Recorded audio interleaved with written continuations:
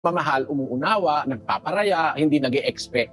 Kasi yung pagmamahal na nasa ilalim ng aral, wala kang problema ron eh. Kung nagmamahalan kayo talaga, walang hilian eh. Na ako, pagod na ako, dapat tinutulungan mo naman ako. Parang hindi talagang genuine love yun. Ang tawag kasi sa Biblia ng pag-ibig talaga, yung unfeigned love. Unfeigned, ang kahulugan nun, dalisay na pag-ibig. Pag ang pag-ibig dalisay, hindi hinahanap ang kanyang sarili. Love seeketh not her own. Espiritong nasa Biblia, masaya kayo sa paglilingkod sa Diyos. Kung halimbawa man, hindi kayo masyadong masaya sa bahay, may mga kulang, dapat masaya kayo. Yun ang espiritu na nasa Biblia. Parang ano ka ron, you are expecting something else.